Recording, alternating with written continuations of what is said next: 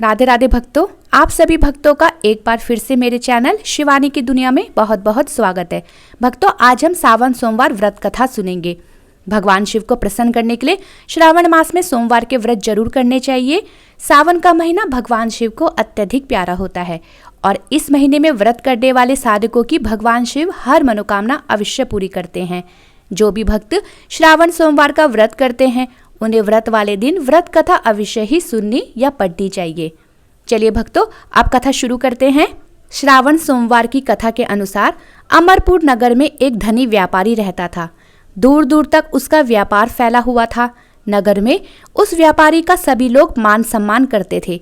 इतना सब कुछ होने पर भी वह व्यापारी अंतर्मन से बहुत दुखी रहता था, क्योंकि उस व्यापारी का कोई पुत्र नहीं था। दिन रात उसे एक ही चिंता सताती रहती थी कि उसकी मृत्यु के बाद उसके इतने बड़े व्यापार और धन संपत्ति को कौन संभालेगा। पुत्र पाने की इच्छा से वह व्यापारी प्रति सोमवार भगवान शिव की व्रत पूजा किया करता था। सायंकाल को व्यापारी शिव मंदिर में जाकर भगवान शिव के सामने घी का दीपक जलाया करता था। उस व्यापारी की भक्ति देखकर एक दिन माँ पार्वती ने भगवान शिव से कहा, हे प्राणनाथ, यह व्यापारी आपका सच्चा भक्त है। कितने दिनों से यह सोमवार का व्रत और पूजा नियमित कर रहा है। भगवान, आप इस व्यापारी की मनोकामना अवश्य पूर्ण करें। भगवान शिव ने माँ पार्वती की बात सुनकर मुस्कुराते हुए कहा, हे पार्वती, इस संसार में सबको उसके कर्म के अनुसार फल की प्राप्ति होती है। प्राणी जैसा कर्म करते हैं उन्हें वैसा ही फल प्राप्त होता है। इसके बावजूद भी पार्वती जी नहीं मानी। उन्होंने आग्रह करते हुए कहा, नहीं प्राणनाथ, आपको इस व्यापारी की इच्छा पूरी करनी ही पड़ेगी। यह आपका अनन्य भक्त है। प्रति सोमवार आपका विधिवत व्रत रखता है और पूजा अर्चना के बाद आपको भोग लगाकर एक समय भोजन ग्रहण करता है। आपको इसे पुत्र प्राप्ति का वरदान देना ही होगा। माँ पार्वती का इतना आग्रह देखकर भगवान शिव ने कहा, तुम्हारे आग्रह पर मैं इस व्यापारी को पुत्र प्राप्ति का वरदान देता हूँ, लेकिन इसका पुत्र 16 वर्ष से अधिक जीवित नहीं रहेगा। उसी रात भगवान शिव ने स्वप्न में उस व्यापारी को दर्शन देकर उसे पुत्र प्राप्ति का वरदान दिया और उसके पुत्र के 16 वर्ष तक जीवित रहने की बात भी बताई। भगवान के वरदान से व्यापारी को खुशी तो हुई, लेकिन पुत्र के अल्पायु की चिंता ने उस खुशी को नष्ट कर दिया। व्यापारी पहले की ही तरह सोमवार का विधिवत व्रत करता रहा। कुछ महीने पश्चात उसके घर अति सुंदर पुत्र उत्पन्न हुआ। पुत्र जन्म से व्यापारी के घर में खुशियां भर गई। बहुत धूमधाम से पुत्र जन्म का समारोह मनाया गया। व्यापारी को पुत्र प्राप्ति की अधिक खुशी नहीं हुई, क्योंकि उसे पुत्र के अल्प आयु के रहस्य का पता था। यह रहस्य घर में किसी को नहीं मालूम था। विद्वान ब्राह्मणों ने उस पुत्र का नाम अमर रखा। जब अमर 12 वर्ष का हुआ तो शिक्षा के लिए उसे वाराणसी भेजने का निश्चय हुआ। व्यापारी ने अमर के मामा दीपचंद को बुलाया और कहा कि अमर को शिक्षा प्राप्ति करने के लिए वाराणसी छोड़ आओ। अमर अपने मामा के साथ शिक्षा प्राप्ति करने के लिए चल दिया। रास्ते में जहाँ भी अमर और दीपचंद रात्रि विश्राम के लिए ठहरते, वहीं यज्ञ करते और ब्राह्मणों को भोजन कराते थे। लंबी यात्रा के बाद अमर और दीपचंद एक नगर में पहुंचे। उस नगर के राजा की कन्या के विवाह की खुशी में पूरे नगर को सजाया गया था। निश्चित समय पर बारात आ गई, लेकिन वर का पिता अपने बेटे के एक आंख से काने होने के कारण बहुत चिंतित था। उसे इस बात का भय सता रहा था कि राजा को इस बात का पता चलने पर कहीं वह विवाह से इनकार न कर दे, इससे उसकी बदनामी होगी। वर के पिता ने अमर को देखा तो उसके मस्तिष्क में एक विचार आया। उसने सोचा, क्यों ना इस लड़के को दूल्हा बनाकर राजकुमारी से विवाह करा दूं। विवाह के बाद इसको धन देकर विदा कर दूंगा और राजकुमारी को अपने नगर में ले जाऊंगा। वर के पिता ने इसी संबंध में अमर और दीपचंद से बात की। दीपचंद ने धन मिलने के लालच में वर के पिता की बात स्वीकार कर ली। अमर को दूल्हे के वस्त्र पहनाकर राजकुमारी चंद्रिका से विवाह करा दिया गया।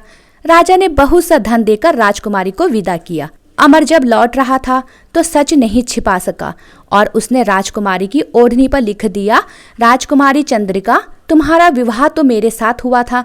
मैं तो वाराणसी में शिक्षा प्राप्त करने जा रहा हूँ। अब तुम्हें जिस नवयुवक की पत्नी बनना पड़ेगा वह कान्हा है। जब राजकुमारी ने अपनी ओढ़नी पर लिखा हुआ पढ़ा तो उसने काने लड़के के साथ जाने से इनकार कर दिया।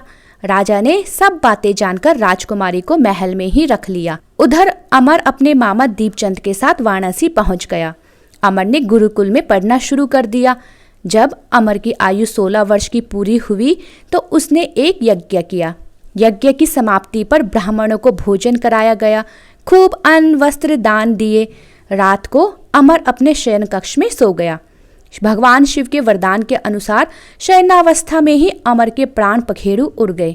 सूर्योदय पर मामा अमर को मृत देखकर रोने पीटने लगा। आसपास के लोग भी एकत्र होकर दुख प्रकट करने लगे। मामा के रोने विलाप करने के स्वर समीप से गुजरते हुए भगवान शिव और माता पार्वती ने भी सुन लिए। पार्वती माँ भगवान शिव से कहने लगी, प्राणनाथ, मुझसे इसके रोने के स्वर सहन नहीं हो रहे, आप इस व्यक्ति के कष्ट को अवश्य दूर करें। भगवान शिव ने पार्वती जी के साथ अदृश्य रूप में समीप जाकर अमर को देखा तो माँ पार्वती से बोले, पार्वती, यह तो उसी व्यापारी का पुत्र है। मैंने इसे 16 वर्ष की आयु का वरदान दिया था, इसकी आयु तो पूरी हो गई है।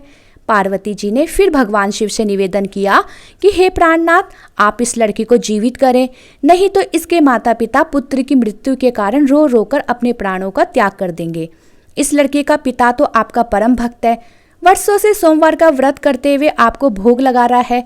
पार्वती के आग्रह करने पर भगवान शिव ने उस लड़के को जीवित होने का वरदान दिया और कुछ ही पल में वह जीवित होकर उठ बैठा। शिक्षा समाप्त करके अमर मामा के साथ अपने नगर की ओर चल दिया। दोनों चलते हुए उसी नगर में पहुंचे जहां अमर का विवाह हुआ था। उस नगर में भी अमर ने यज्ञ का आयोजन किया। समीप से गुजरते हुए नगर के राजा ने यज्ञ का आयोजन देखा। राजा ने अमर को तुरंत पहचान लिया। यज्ञ समाप्त होने पर राजा अमर को और उसके मामा को महल में ले गया और कुछ दिन उन्हें महल में रखकर बहुत सा धन वस्त्र देकर राजकुमारी के साथ विदा किया।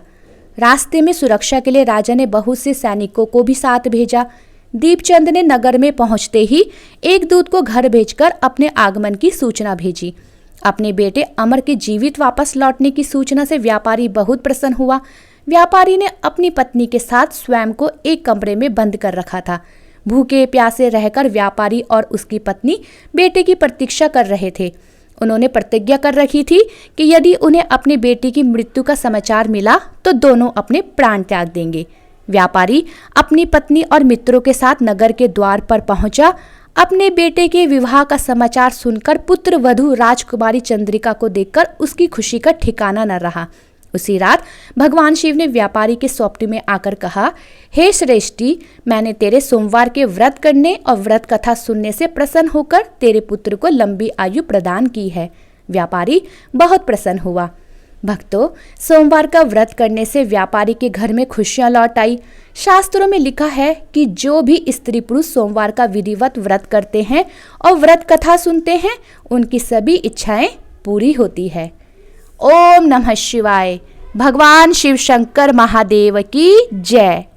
भक्तों, अगर आपको मेरी ये वीडियो पसंद आई हो तो मेरा ये चैनल लाइक, शेयर और सब्सक्राइब करना ना भूलें।